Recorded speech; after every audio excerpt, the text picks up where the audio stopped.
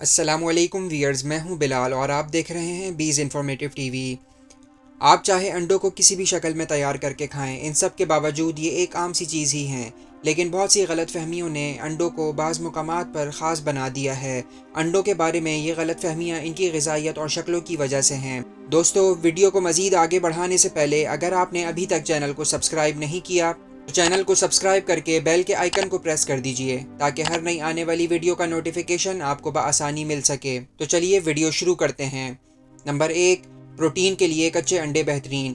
اکثر لوگ سمجھتے ہیں کہ کچے انڈے کھانے سے زیادہ پروٹین حاصل ہوتا ہے، لیکن حقیقت میں ایسا کچھ بھی نہیں ہے، بلکہ یہ عمل آپ کی صحت کے لیے خطرناک ثابت ہو سکتا ہے۔ اس کے علاوہ اصل پروٹین آپ کے انڈے پکا کر کھانے سے ہی حاصل ہوتا ہے، جو کہ کچے انڈے کے مقابلے میں دگنا ہوتا ہے۔ نمبر 2، انڈے فریج میں رکھنا۔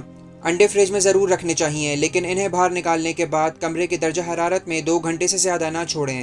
بصورت دیگر انڈوں پر ایسا پانی یا پسینہ آنے لگے گا جو کئی جراثیموں کو جنم دے گا۔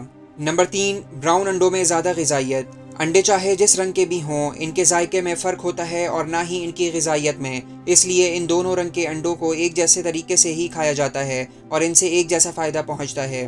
نمبر 4، انڈوں کے چھلکے کھانا۔ یوں تو غلطی سے آملیٹ میں انڈوں کے چھوٹے چھوٹے چھلکے کھانے سے کوئی نقصان نہیں ہوتا ہے، لیکن اگر کچے انڈوں کی طرح انڈوں کے بڑے چھلکے یا خول کھائے جائیں تو یہ آپ کے گلے میں خراشیں پیدا کر سکتے ہیں۔ اس کے علاوہ یہ جراثیموں سے بھی آلودہ ہو سکتے ہیں، جو کہ آپ کو کسی بیماری کا شکار بنا سکتے ہیں۔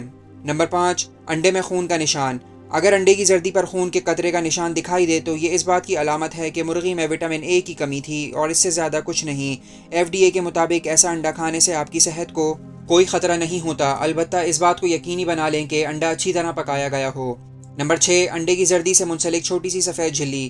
بعض اوقات جب آپ انڈا توڑتے ہیں تو آپ کو زردی سے منسلک چھوٹی سی سفید جھلی دکھائی دیتی ہے، جسے اکثر لوگ ہٹانے کا کہتے ہیں۔ دراصل یہ سفید جھلی زردی کو اپنے مقام پر رہنے میں مدد فراہم کرتی ہے۔ پکانے سے قبل اس سفید جھلی کو ہٹانا نہ ہٹانا مکمل آپ کی مرضی پر ہے، اس سے آپ کو کوئی خطرہ نہیں ہے۔ تو دوستو، یہ تھی ہماری آج کی ویڈیو۔ اگر آپ کو ویڈیو پسند آئی ہو تو ویڈیو کو لائک کر کے چینل کو سبسکرائب کرنا اور بیل کے آئیکن کو پریس کرنا مت بھولیے گا۔ اللہ حافظ۔